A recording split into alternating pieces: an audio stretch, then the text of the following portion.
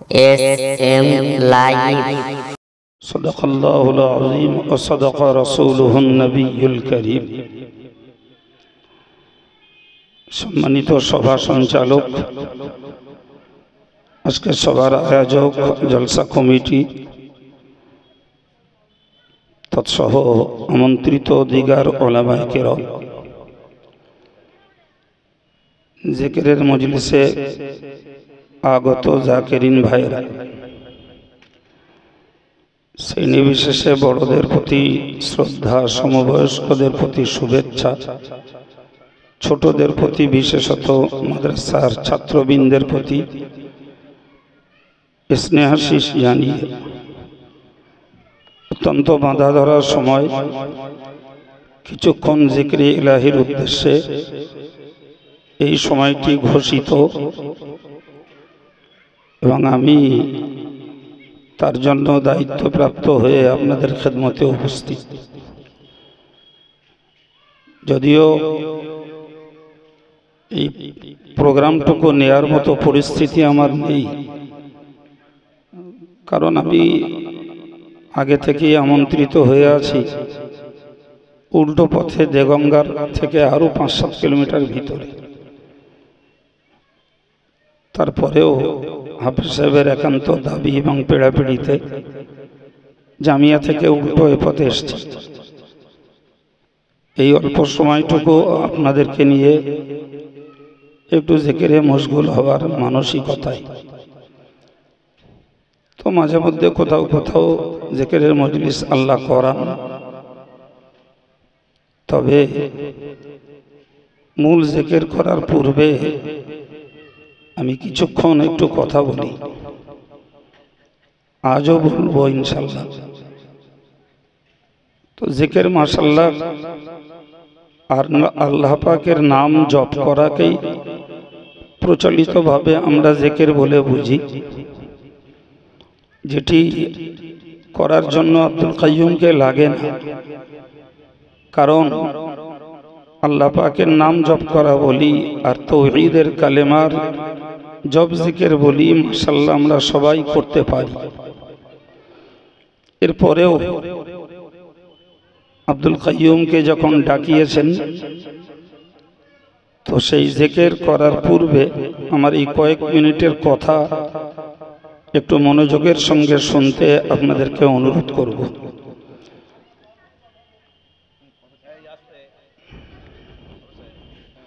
একটুখানি ভাই সাহেব, এই ভলেন্টিয়ার কেউ নিশ্চয়ই আছেন, হাফিজ সাহেব ওরা একটু কথা বলছে ওখানে রান্নার ওখানে, এইখানে ক্যাশ করছে। হ্যাঁ, ওদের একটুখানি একটু আস্তে আস্তে কথা বলতে। হ্যাঁ, তো সম্মানিত ভাইরা আমার, লম্বা করে কথা বলার মতন পরিস্থিতি আমার নেই। আপনারা যদি মনোযোগ দেন, যে কটা কথা বলবো ওই কটা কথাই গুছিয়ে নিতে হবে, ভাবলে পরে পরবর্তীতে ইনশাল্লাহ একটা স্বচ্ছ জ্ঞানের জায়গায় পৌঁছাবে। প্রথমত একটা কথা বুঝুন, কোরআন শরীফে আল্লাহ বলেন, ইয়াউমা লা ইয়ানফাউ মালুন ওয়ালা বানুন।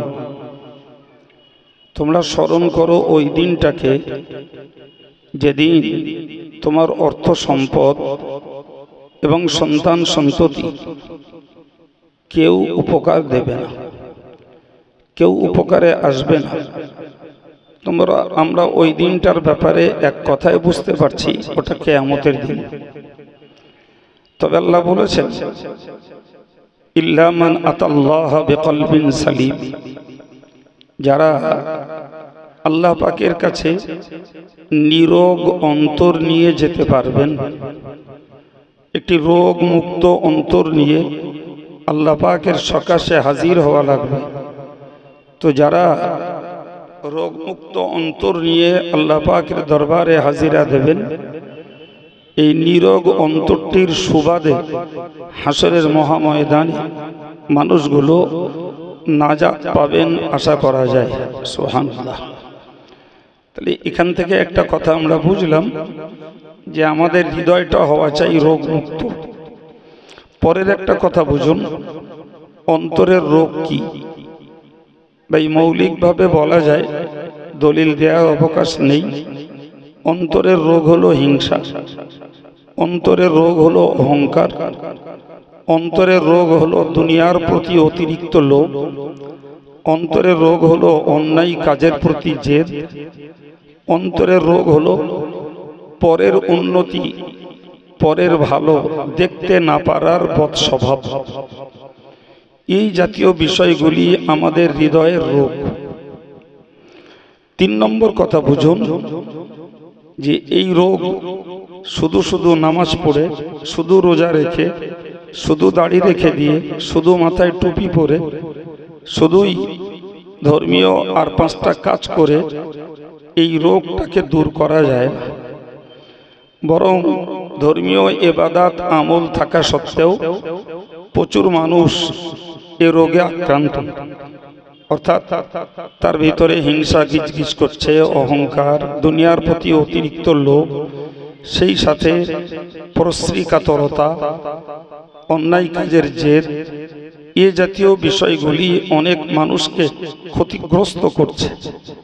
অথচ মানুষ সেগুলির ব্যাপারে মূল্যায়ন করে না, ভাবনা চিন্তা করে না।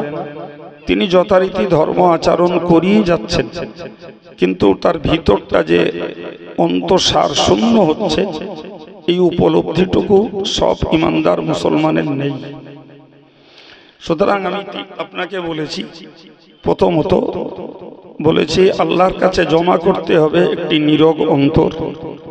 দ্বিতীয়ত বলেছি অন্তরের রোগ কোনগুলি।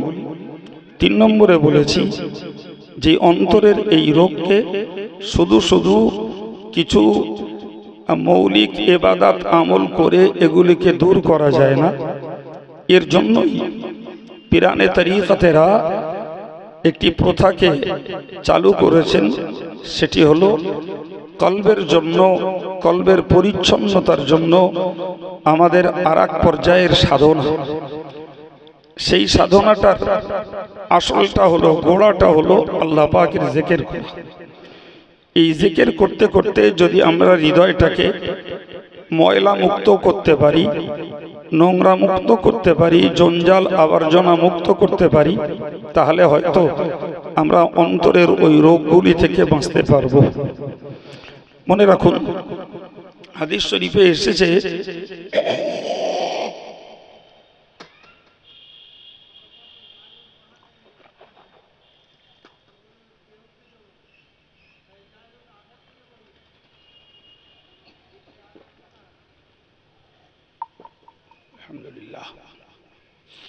রাসূল বলেছেন, আশ-শাইতানু জাসিমুন আলা কলবি ইবনি আদম।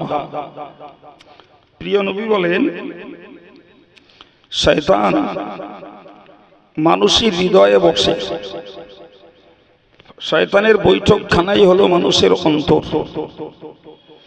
ফাইজা যাকারাল্লাহ খানাসা, মানুষ যখন আল্লাহ পাকের জিকির করে তখন শয়তান সেখান থেকে দূরীভূত হয়। সুবহানাল্লাহ বলেন। ওয়াইজা গাফালা ওয়াসওয়াসা, এরপরে মানুষ যখন জিকির থেকে উদাস হয়ে যায়, অমনোযোগী হয়, তখন শয়তান মুহূর্তের ভিতরে আবার সেই অন্তর্রাজ্য দখল করে তার ওয়াসওয়াসা দিতে থাকে। ফলে আমরা দেখা যায় যে ইবাদত আমল করি, অথচ ইবলিসের ধোঁকা থেকে, দাগা থেকে, খপ্পর থেকে আমরা বাঁচতে পারি না। সময় অন্তর তার সেই ধোঁকার জালে আমরা জড়িয়ে পড়ি। ফলে আমাদেরকে চেষ্টা করতে হয় যাতে করে আমার হৃদয় রাজ্যে ইবলিস বসার জায়গাটা না পায়। এর জন্য দরকার একটা জারি কলব, অর্থাৎ যে কলবের ভিতরে সর্বদা আল্লাহ পাকের জিকির থাকবে। এই কলবের অধিকারী যদি আমরা হতে পারি, তাহলে ইবলিসের হাত থেকে আমরা বাঁচতে পারব। তো আমি আপনাকে বললাম, একদিকে জিকির করলে অন্তরটাকে যেমন রোগ মুক্ত করা যায়, আর একদিকে জিকির করলে পরে অন্তর থেকে শয়তানটাকে দূরীভূত করা যায়। সুবহানাল্লাহ বলেন। এই 3 নম্বরের একটা কথা বলছি, রসুল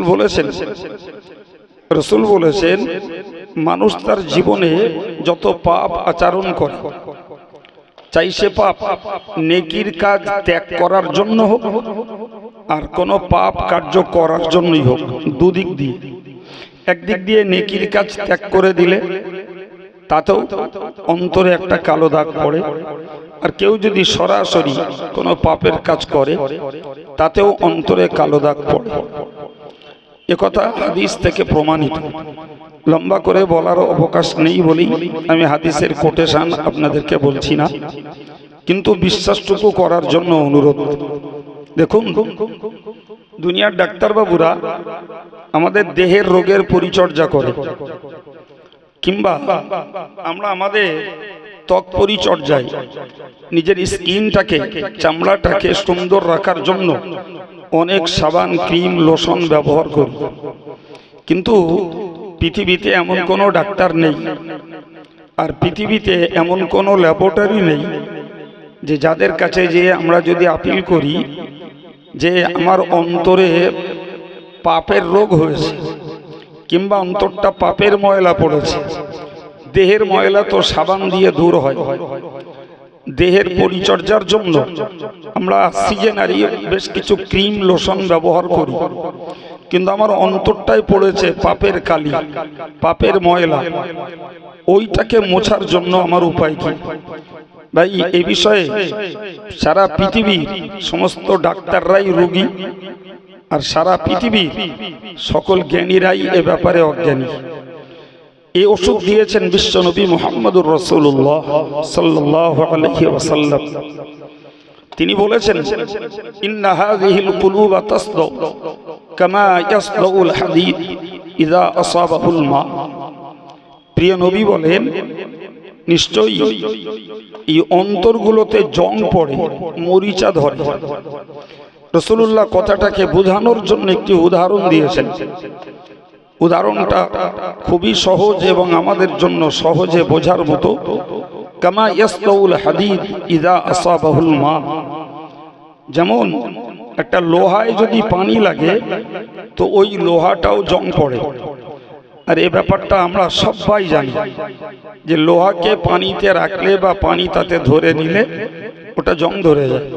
প্রিয় নবী ওই উদাহরণটা দিয়ে বুঝিয়েছেন, পানি লাগলে লোহা যেমন জং ধরে, মানুষ যখন পাপ করে মানুষের হৃদয়টা ওই রকম পাপের মরিচা, পাপের জং ধরে। তো রাসূলুল্লাহর একজন সাহাবী তিনি দাঁড়ালেন, হাদিসটিকে বর্ণনা করেছেন হযরত আব্দুল্লাহ ইবনে ওমর রাদিয়াল্লাহু আনহু। তো তিনি উল্লেখ করছেন যে সাহাবী একজন দাঁড়ালেন, দাঁড়িয়ে বললেন, কিলা ইয়া রাসূলুল্লাহ ওয়া মা জালাউ। বললে, হুজুর, অন্তরে জং ধরে বুঝলাম, কিন্তু ওইটার পরিষ্কার পরিচ্ছন্নতা, ওই জংটাকে তোলার রাস্তা কি? প্রিয় নবী তিনটি রাস্তা দেখিয়েছেন। নাম্বার 1, তিনি বলেছেন কাসরাতু যিকরিল্লাহ। অন্তরের ওই মরিচাটা তোলার জন্য, পরিষ্কার পরিচ্ছন্নতার জন্য প্রথম নম্বরের ঔষধ হলো আল্লাহ পাকের জিকির। দ্বিতীয় কথায় বলেছেন ওয়া কাসরাতু তিলাওয়াতিল কুরআন, এবং অধিক পরিমাণে আল্লাহ পাকের কোরআনকে তেলাওয়াত করা। নাম্বার 3, ওয়া কাসরাতু যিকরিল মাউত, মৃত্যুকে বেশি করে স্মরণ করা।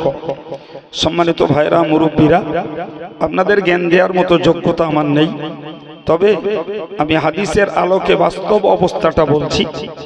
মৃত্যু স্মরণ কম মানুষের মধ্যে, আর কোরআন শরীফ তেলাওয়াত আমরা অধিকাংশ পুরুষ মানুষ করতে পারি না। আমাদের পরিবারের মেয়েরা হয়তো অনেকে পারে, কিন্তু বাস্তব আমলে নেই।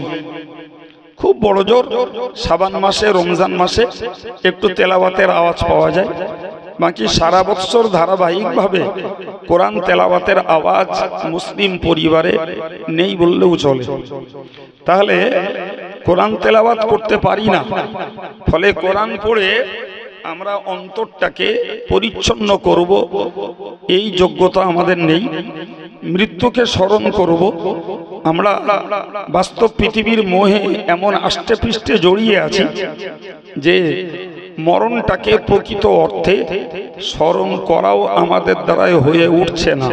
এমনি জানি মরতে হবে ওই পর্যন্ত ভাই। সেজন্য আমি আপনাদেরকে ইন্ডিকেট করতে চাইছি, একদম চিহ্নিত করতে চাইছি, আমাদের জন্য ওই উত্তম পন্থা হলো অন্তরটাকে পরিচ্ছন্ন করার, যেটা সহজ সাধ্য সেটি হলো জিকরুল্লাহ, আল্লাহ পাকের জিকির করে করে অন্তরের ময়লাটাকে পরিচ্ছন্ন করা। সুবহানাল্লাহ বলেন ভাই। এই জন্যই প্রিয় নবী সাল্লাল্লাহু আলাইহি ওয়াসাল্লাম একটা সুন্দর কথা বলেছেন। প্রিয় নবী সরকার দো আলম বলেন, আমরা জানি ভাই, আমরা গৃহস্থালী সংসারের কিছু জিনিস ব্যবহার করি। কি সেগুলো?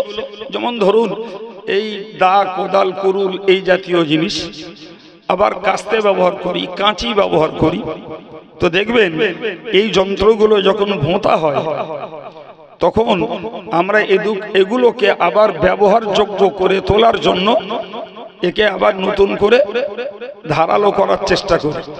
তো কোদাল, কুরুল এই জাতীয় জিনিসগুলোর ক্ষেত্রে বলে পানানো, আর যেগুলো খাঁত খাঁত কাস্তে বলি আর বিচলি কাটা বটি বলি, এগুলোর ক্ষেত্রে বলে পুঁড়ি দেওয়া, আর কাঁচির জন্য বলে শান দেওয়া। এটা সরাতে খুব বাজে জিনিস।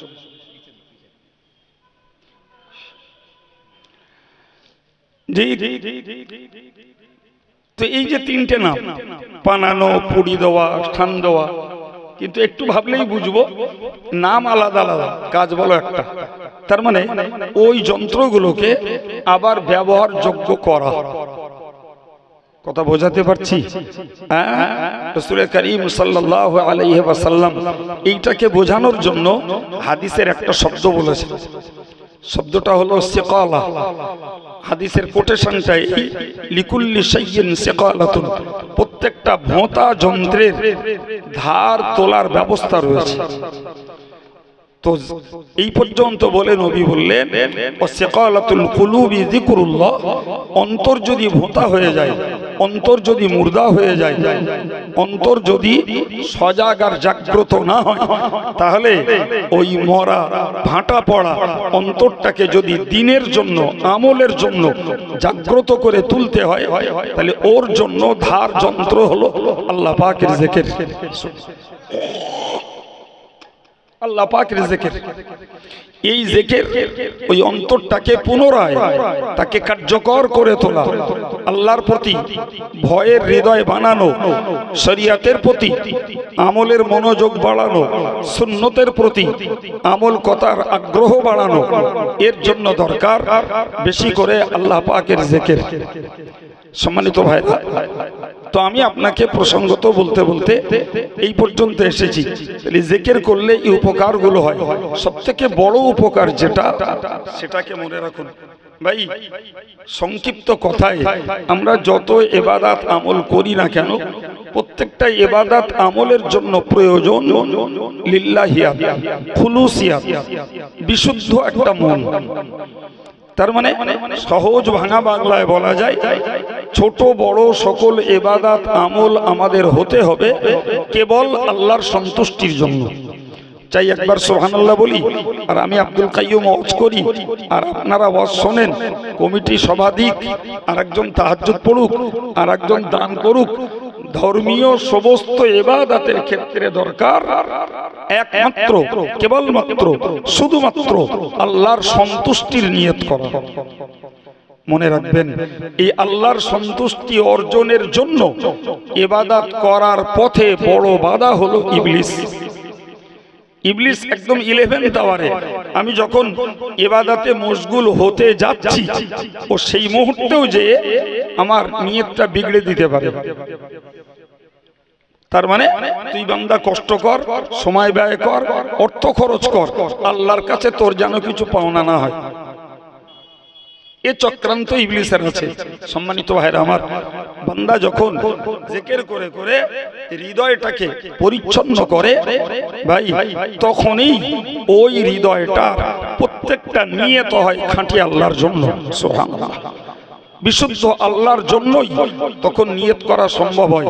কিন্তু অন্তরে যদি মলিনতা ধরে রাখে, অন্তর যদি ময়লা আবার জনায়, যদি আবৃত হয়ে থাকে, বিশ্বাস করুন ভাই, অনেক বড় বড় কাজ করবে, কিন্তু ধান্দা হবে আল্লাহর সন্তুষ্টির পরিবর্তে মানুষের কাছে গ্রহণযোগ্যতা বাড়ানো, মানুষের কাছে সম্মানিত হওয়া, অথবা লোককে দেখানোর জন্য, লোককে শোনানোর জন্য কাজ করবে। ফলে দেখা গেল বান্দা তার কষ্ট, শ্রম, মেহনত সব দেবে, অথচ আল্লাহর কাছ থেকে সওয়াবে বঞ্চিত হয়ে যাবে। সুতরাং আমি আজকের হাফেজ সাহেব আবদার করে দাবি করে ডেকেছেন, এসেছি জি, বাকি এই এলাকার মুসলিম কমিউনিটির এই জিকিরের প্রতি, আধ্যাত্মিকতার প্রতি, অন্তরের পরিষ্কার পরিচ্ছন্নতার সাধনার প্রতি আমাদের দিনদার ইমানদার মুসল্লি মুরব্বী ভাইদের কতটা মনোযোগ আমি জানি না বাবা। তো যদি কেউ এ জাতীয় কর্ম করে থাকেন ভাই, আল্লাহ তাকে উন্নতি দেন। আর যদি কেউ আমরা না মনে করি, তাহলে একটা কথা মনে রাখুন, জিকির পীর সাহেবের জন্য না, জিকির পীর সাহেবের জন্য না, জিকির শুধু মুরিদের জন্য না ভাই। আমরা এমন কিছু পীর ভক্ত রয়েছি, পীরের ভক্তিতে আমরা গদগদ চিত্ত, পীর সাহেবদের ব্যাপারে আমরা অনেক দুর্বল, পীর সাহেবের ব্যাপারে আমরা নিবেদিত প্রাণ, অথচ খোঁজ করলে দেখা যাবে কোনো পীরের কাছে মুরিদও হয়ে নেই, কলবের সবকও করে না, কোনো কিচ্ছু করে না, শুধু পীর সাহেব কেবলা জিন্দাবাদ, অতি ভক্তি বেশি লোকের। রাগ করলেও সত্যি কথা বলছি, রাগ করলেও কিচ্ছু করার নেই, ও জিন্দাবাদ দিয়ে কিচ্ছু লাভ হবে না। আরে পীর মুরিদের সম্পর্কই হলো, পীর চাইবেন মুরিদটাকে সংশোধন করতে, আর মুরিদ চাইবেন পীরের সান্নিধ্যে এসে নিজের জীবনটাকে সংশোধন করতে। এই দুইয়ের সমন্বয়ে তবে তো একটা মানুষের জীবন আল্লাহ পাকের কাছে পছন্দনীয় হবে। কিন্তু ওসব ধান্দা আমাদের মধ্যে নেই, আমাদের মধ্যে আছে শুধু মৌখিক জিন্দাবাদ দিয়েই ভক্তি করে শেষ। না আমরা মুরিদ হই, না কলবের সবক করি, না রুহের সবক করি, না খফির সবক করি, না আকবার সবক, ওসব বুঝিও না, বুঝিও না ভাই। এই শুকনো মোহাব্বত দেখিয়ে এতে কিছু নিজের লাভ করা যাবে না। বরং আবার বলছি, পীরি মুরিদের সম্পর্ক হলো, পীর সাহেব চাইবেন মুরিদকে সংশোধন করে দিতে, আর মুরিদ চাইবে আমি এই মানুষটার সঙ্গ লাভ করে আমি সংশোধন হব। এই বুঝপাড় যদি ঠিক থাকে, তাহলে ভাই পীরের সঙ্গ লাভ করে লাভ করা যাবে, না হলে কিচ্ছু লাভ হবে না, বেকার।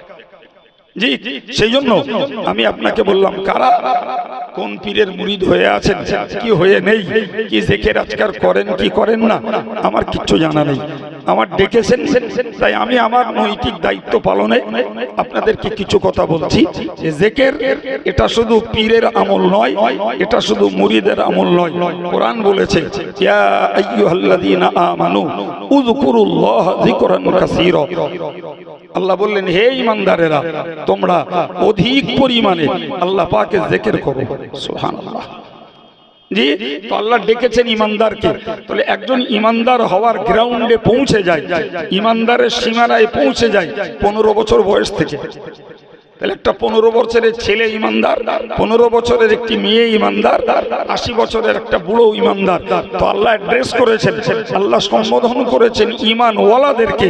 সুতরাং মনে রাখতে হবে, এ জিকির বুড়োদের না, বুড়িমাদের না, এ জিকির শুধু হাগল পাগল খেটে খাওয়া দিন দুঃখী মানুষদের জন্য না।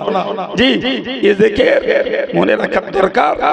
এক কথায় যারা ইমানদার, তাদের ডিউটি হলো সকাল সন্ধ্যায় আল্লাহ জিকির করা, তসবিহ পড়া।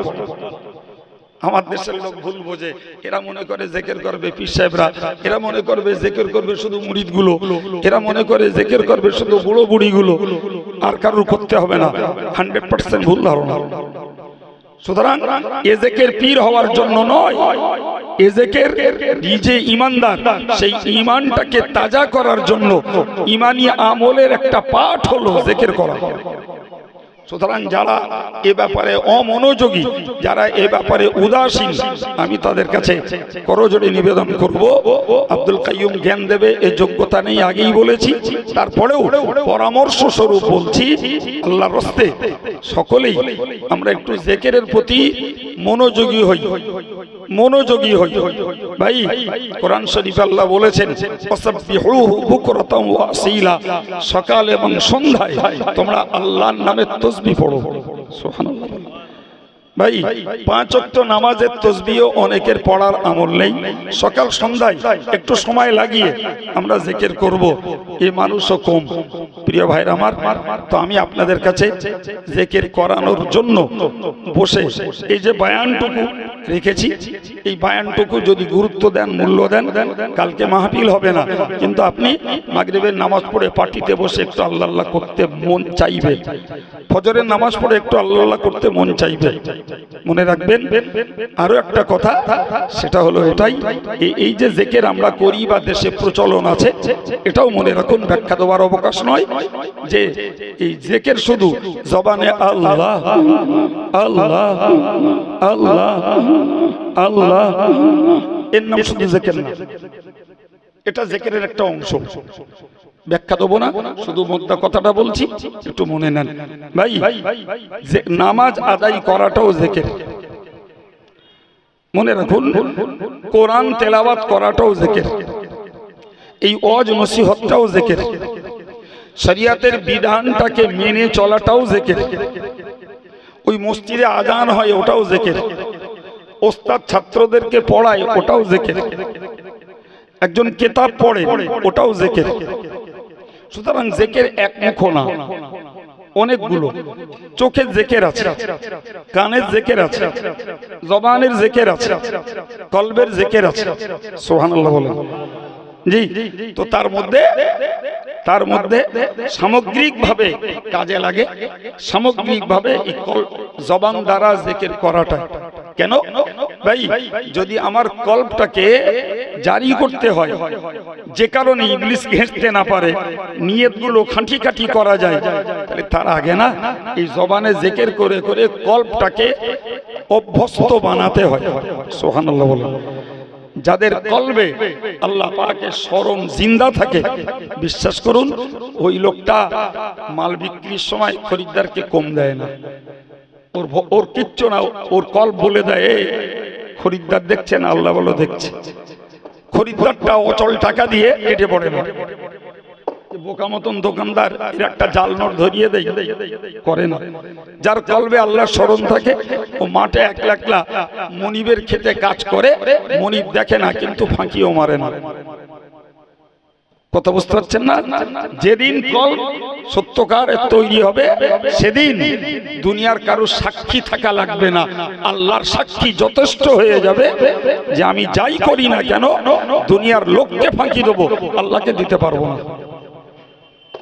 জি, আর কলব যাদের পরিচ্ছন্ন নেই ভাই, ও রাতের আধারে না দিনের আলোয় বেমালুম পাপ করবে, কোনো শরমবোধ নেই বা শরীয়তের কোনো মূল্যও নেই, আল্লাহ আল্লাহ রসুলের ভয়ের কোনো নাম নিশানা তার মধ্যে নেই। অথচ হেভি হেভি কেতাদরস্ত না, বিরাট সুন্দর নাম, অথচ তার ভিতরে না রয়েছে ইবাদত বন্দেগীর প্রতি কোনো আগ্রহ, আর না রয়েছে পাপ আচরণ থেকে বাঁচার মতো কোনো উদ্যোগ। যেমন চললে হয় চলছে। যাক, আর বলবো না। এই যতটুকু কথা আল্লাহ বলিয়েছেন, যদি মনে হয় যে এ কথা থেকে কিছু উপকার হতে পারে, তাহলে আমার বলা আর আপনাদের সময় ব্যয় করে বসা আর কর্তৃপক্ষের আয়োজন সকলের জন্য কল্যাণকর হবে। বলুন ইনশাল্লাহ। জি, আল্লাহ বুঝ দেন, সবাই বলেন আমিন। একবার সূরা ফাতিহা, 3 বার ইখলাস, একটু দরুদ শরীফ পড়ুন। ভাই সবাই আমরা একত্রিত হয়ে এক জায়গায় বসি, ভাই একটু এগিয়ে আসি, সবাই ওই চেয়ারে না বসে একটুখানি জেকেরের সময়টা বসি, নিচে আসি, একটু এগিয়ে আসি, মাঝখানে ফাঁকা রাখছি না।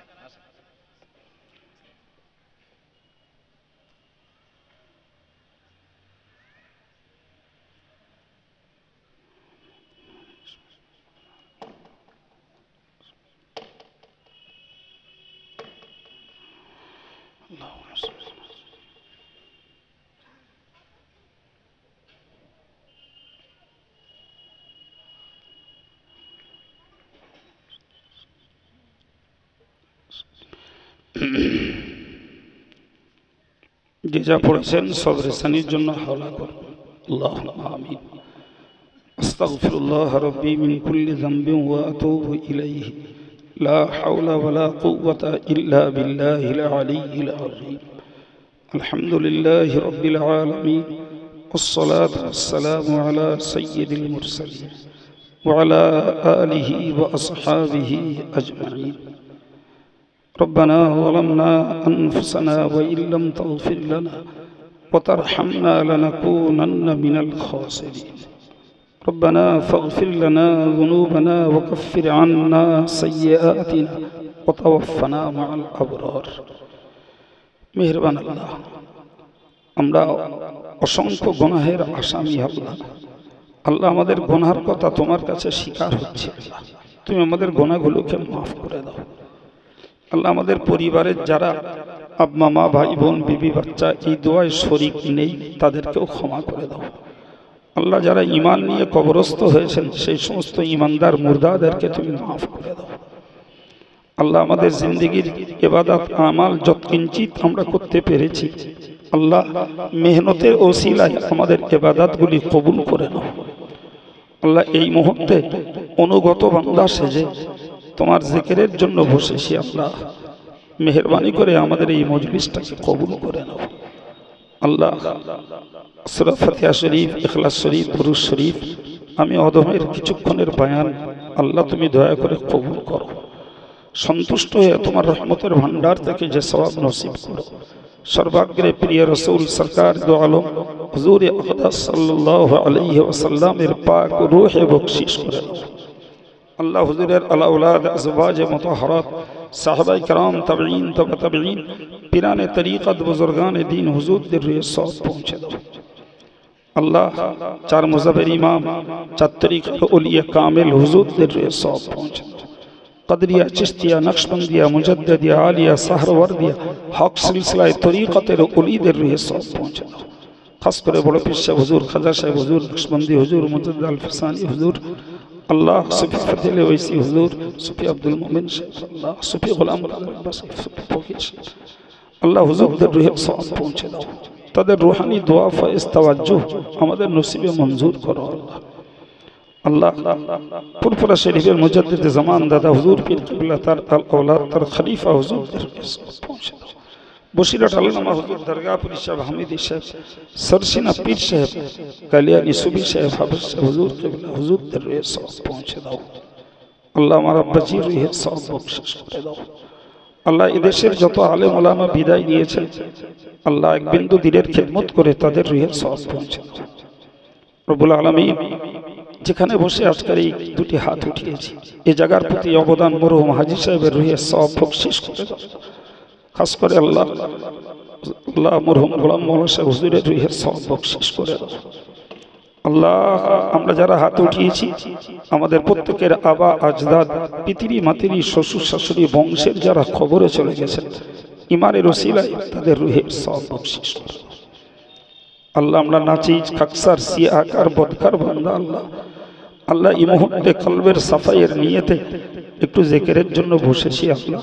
তোমার রহমত দিয়ে আমাদের কলবের ময়লাকে সাফ করে দাও আল্লাহ। তোমার মারিফাত, তোমার হাবিবের মোহাব্বত আমাদের প্রত্যেকের দিলে তুমি মজবুত করে দাও আল্লাহ। আল্লাহ আমিন আলাইক। আল্লাহ, তোমার বান্দাদের নিয়ে একটু জিকির করানোর জন্য বসেছি আল্লাহ। তুমি আমার খাতা নকসান বেয়াদবিকে মাফ করে দিও আল্লাহ। যারা যে নিয়তে বসেছেন আল্লাহ তাদের খালিস নিয়তে তুমি ফায়দা নসিব করো, বরকত দান করো আল্লাহ। সাল্লাল্লাহু তাআলা আলা নবিয়িল কারীম ওয়া আলা আলিহি ওয়া সাহবিহি আজমাইন ওয়ারহামনা মাআহুম বিরহমাতিকা ইয়া আরহামার রাহিমিন ওয়া বিহাক্কি লা ইলাহা ইল্লাল্লাহ মুহাম্মাদুর রাসূলুল্লাহ। চোখ বন্ধ করুন, নিজের কলবের দিকে খেয়াল দিন। বেশ কিছু জাকিরিন ভাই আছেন, নিজের কলবের দিকে খেয়াল দিন, নিয়ত করুন বিসমিল্লাহির রহমানির রহিম। আমি আমার কলবের দিকে মুতাওয়াজ্জিহ আছি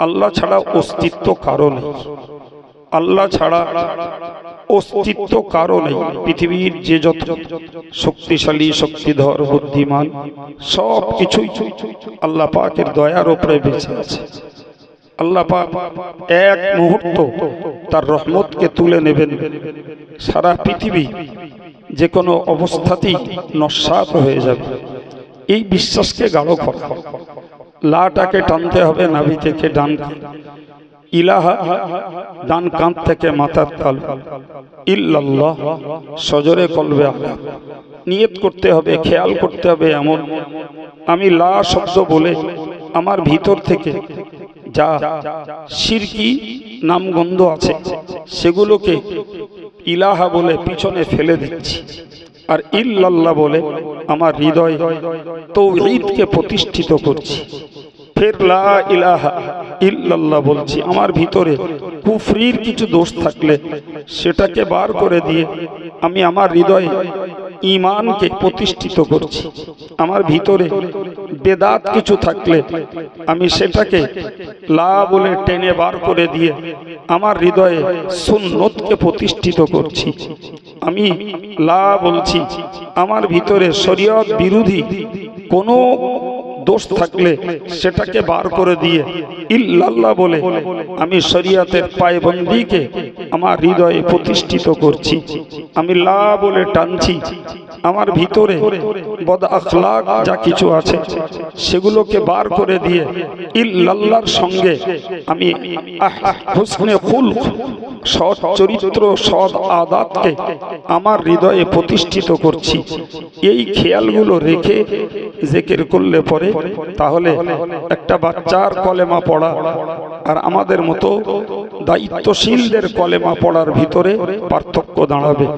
দীর্ঘদিন ধরে পিরানে তরিকাতেরা তাদের সঙ্গে যারা নিসবত লাগিয়ে রেখেছেন তারা এভাবেই মুরিদদেরকে ট্রেনিং দেন এবং মুরিদেরা সেভাবেই একটা সময় যতদিন পীর নতুন করে সবক না দেন ততদিন এভাবে করতে হয়। আজকের একদিন আমরা বসেছি, এটা অ্যাকচুয়াল তালিমে জিকির। আমরা কিছু জিকিরের নিয়মাবলী, প্রণালী কিছু শিখছি। এটাকে আমরা নিজেরা যদি করতে পারি তবে তো একটা ধারাবাহিক ফায়দা পাবো। সঙ্গে একটা কথা মনে রাখবো যে নকশবন্দিয়া এবং মুজাদ্দিদিয়া তরিকাতে জোরে জিকির করার কোনো অনুমতি নেই। কেবলমাত্র একটু তালিমের জন্য অল্প আওয়াজে কাদরিয়া এবং চিশতিয়া তরিকাতে জিকিরের অনুমতি আছে, তাই আমরা একটু আওয়াজ করে করছি। অন্যথায় জোরে জিকিরের তুলনায় নীরব অনুচ্চ রবে জিকির করার ফায়দা ইমাম গাজ্জালী লিখেছেন 70 গুণ বেশি। সুবহানাল্লাহ। সেদিকে আমরা যখন ব্যক্তিগতভাবে করব একটু খেয়াল রাখবো ইনশাআল্লাহ। একটু নিয়ত করুন, বিসমিল্লাহির রহমানির রহিম। আমি আমার কলবের দিকে মুতাওয়াজ্জে আছি। আমার কলব জানাব মুর্শিদ কিবলার কলবের ওসিলায় আল্লাহ পাকের আরশের দিকে মুতাওয়াজ্জে আছে। আল্লাহ পাকের আরশই চিশতিয়া তরিকার নিসবত অনুযায়ী নফি ইসবাতের জিকিরের ফয়েজ আমার কলবে আসুক। লা ইলাহা ইল্লাল্লাহ, লা ইলাহা ইল্লাল্লাহ, লা ইলাহা ইল্লাল্লাহ, লা ইলাহা ইল্লাল্লাহ, লা ইলাহা ইল্লাল্লাহ, লা ইলাহা ইল্লাল্লাহ, লা ইলাহা ইল্লাল্লাহ, লা ইলাহা ইল্লাল্লাহ, লা ইলাহা ইল্লাল্লাহ, লা ইলাহা ইল্লাল্লাহ, লা ইলাহা ইল্লাল্লাহ, লা ইলাহা ইল্লাল্লাহ, লা ইলাহা ইল্লাল্লাহ, লা ইলাহা ইল্লাল্লাহ, লা ইলাহা ইল্লাল্লাহ, লা ইলাহা ইল্লাল্লাহ,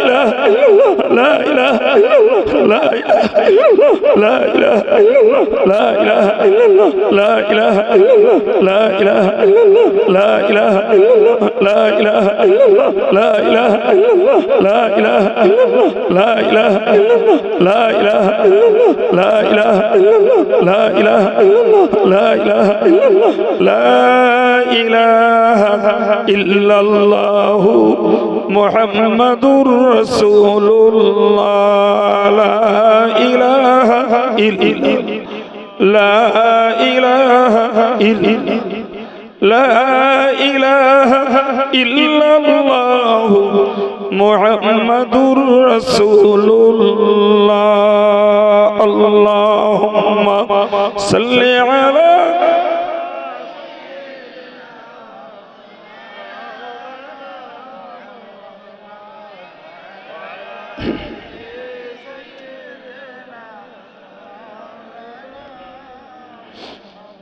اللهم آمين मेहरबान अल्लाह আমরা তোমার খাকসার সিয়াকার বদকার গুনাহগার বান্দা আল্লাহ আমরা ইলমে কাঙ্গাল আমলে কাঙ্গাল আখলাকে কাঙ্গাল আল্লাহ কিছুই আমাদের নেই আল্লাহ আমাদের কিছুই তোমাকে রাজি খুশি করার মতো কোনো যোগ্যতা আমাদের নেই আল্লাহ আল্লাহ শুধুমাত্র আল্লাহ তোমার দ্বীনকে মহব্বত করি তোমার শরীয়তের হুকুমকে মহব্বত করে আল্লাহ আমল করার চেষ্টা করি আল্লাহ তুমি তো বলেছো কানা সাইয়ুকুম মাশকুরা বান্দা তোদের মেহনতের কদর করা হবে আল্লাহ তুমি আমাদের আল্লাহ ইবাদত আমলের জন্য মেহনতটাকে দয়া করে কবুল করো আল্লাহ মেহনতটাকে তুমি কবুল করো আল্লাহ আমাদের জিন্দগির সমস্ত গুনাহ খাতাকে maaf করে নিয়ে ইবাদত আমালগুলোকে কবুল করো আল্লাহ যদি তুমি ক্ষমা না করো কি হবে আমাদের মওতের সময় আল্লাহ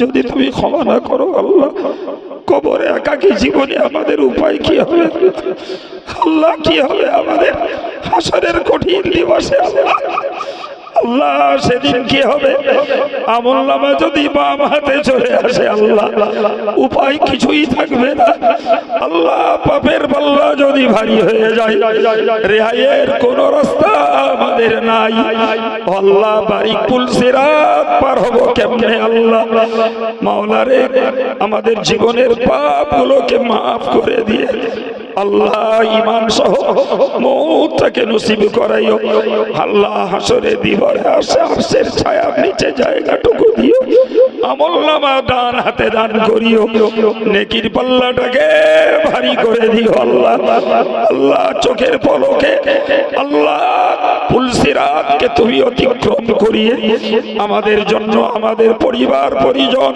মহব্বতের মানুষজন দিনদার ভাইদের জন্য আল্লাহ জাহান্নামের আগুনটাকে হারাম করে দিয়ে জান্নাতুল ফিরদাউসের লায়েক বানিয়ে দাও আল্লাহ আল্লাহ আমাদের জিকিরের জমাতকে কবুল করো আল্লাহ জিকিরের জমাতকে কবুল করো আল্লাহ জিকিরের জমাতকে তুমি কবুল করো আল্লাহ আমাদের হৃদয়ের ময়লাকে সাফ করে দাও আল্লাহ দৈনিক একটু জিকির করতে পারি আমাদের সময় অবসর মনোযোগ তুমি দান করিও আল্লাহ আমাদের আজকের এই জিকির মজলিসটাকে কবুল করে নাও ইসমে আজমের জিকির তাওহীদের কালেমার জিকির আল্লাহ তুমি দয়া করে আমাদের বেয়াদবি ত্রুটি maaf করে তুমি কবুল করে নাও আল্লাহ খুশি হয়ে যে সওয়াব নসিব করো সর্বজ্ঞের রহমাতুল লিল আলামিনের পাক রূহের সওয়াব বখশিশ করে দাও আল্লাহ হুজুরের আলা ওলাদ আজওয়াজে মুতাহহারাত সাহাবায়ে কিরাম তাবেঈন তবে তাবেঈন পীরানে তরিকত বুজুর্গানে দ্বীন হুজুরদের রূহের সওয়াব পৌঁছে দাও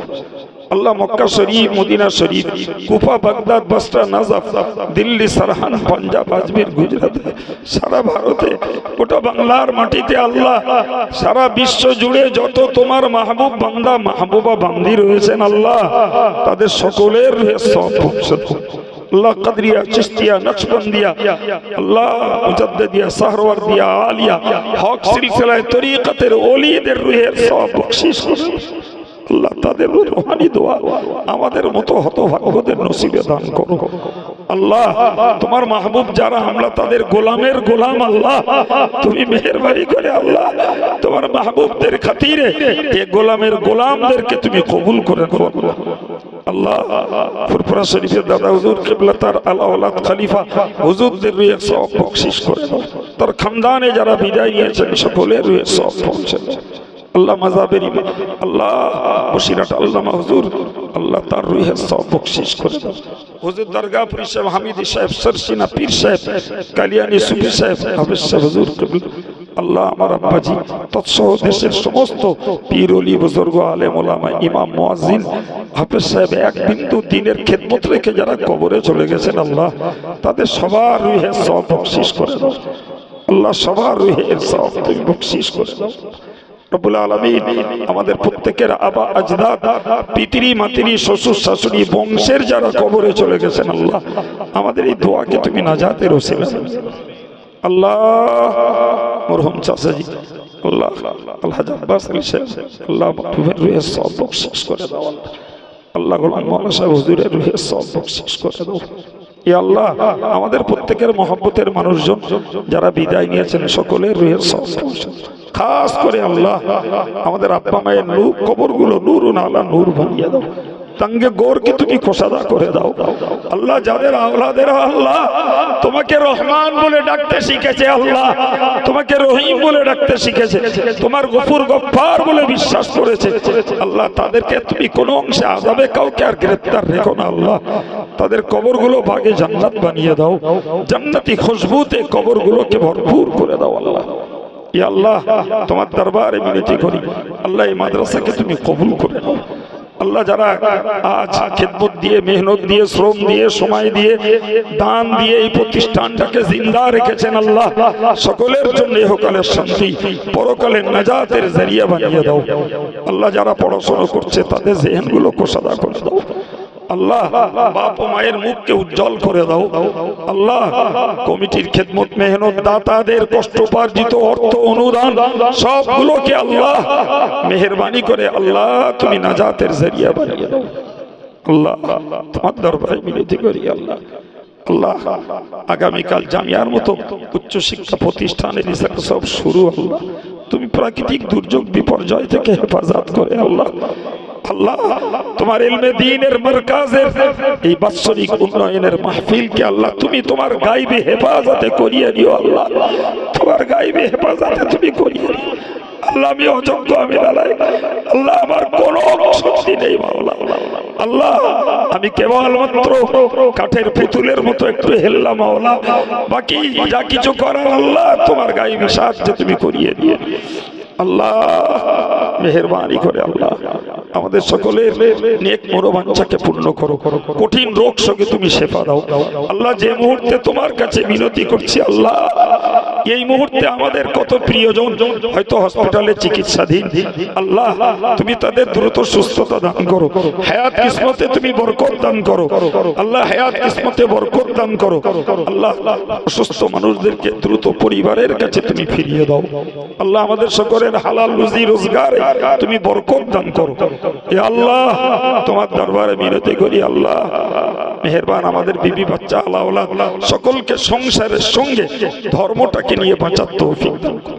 আমাদের ছেলে মেয়েরা আলেম ফাজেল মাধ্যমিক উচ্চ মাধ্যমিক পরীক্ষা দিচ্ছে উচ্চ মাধ্যমিক পরীক্ষা দিবে আল্লাহ তাদেরকে কামিয়াব বানিয়ে দিও আল্লাহ তাদের কামিয়াব বানিয়ে দিও আল্লাহ। আদর্শবতী সন্তান আদর্শবান সন্তান আমাদের ঘর ঘর পয়দা করে দাও আল্লাহ। আল্লাহ প্রত্যেকের মনের কোণে লুকিয়ে থাকা দুনিয়া আখিরাতের নেক আশাকে তুমি পূর্ণ করো অসৎ আশা অন্তর থেকে সাফ করে দাও। সাল্লাল্লাহু তাআলা আলা নবিয়্যিল কারীম ওয়া আলা আলিহি ওয়া সাহাবিহি আজমাইন ওয়ারহামনা মাআহুম বিরহমাতিকা ইয়া আরহামার রাহিমিন ওয়া বিহাক্কি লা ইলাহা ইল্লাল্লাহ মুহাম্মাদুর রাসূলুল্লাহ। সম্মানিত ভাইরা আমি বিদায় নেব। আগামী বুধ বৃহস্পতি শুক্র কাল পরশু এবং তারপর দিন জামিয়া রিসালে সবের দাওয়াত আপনাদের দিলাম আল্লাহ তৌফিক দেন যাবেন। মাদ্রাসা মানি ভাই দানের ভিতর দিয়ে মাদ্রাসা চলে। পরবর্তীকালে কে কালেক্টর আছেন মাহফিল কমিটির আমি জানি না, তবে এই মুহূর্তে আমি আপনাদের কাছে 1-2 মিনিটের জন্য একটু মাদ্রাসার হাত পাচ্ছি, একটু উঠে আসুন। হয়তো এশার নামাজ হবে, মসজিদেও হবে, এখানেও হতে পারে। ফলে মজলিস হয়তো বিরত থাকতেও পারে, বিরতি থাকতে পারে। একটু দাবি করেছি 200 পারুন, 100 পারুন, 20 টাকা পারুন, 50 টাকা পারুন, মাদ্রাসার খেদমতে এই প্রতিষ্ঠানকে জিন্দা রাখার জন্য যদি আল্লাহ তৌফিক দেন কিছু পয়সা একটু পাঠান, বাচ্চাদের হাত দিয়েও পাঠাতে পারেন।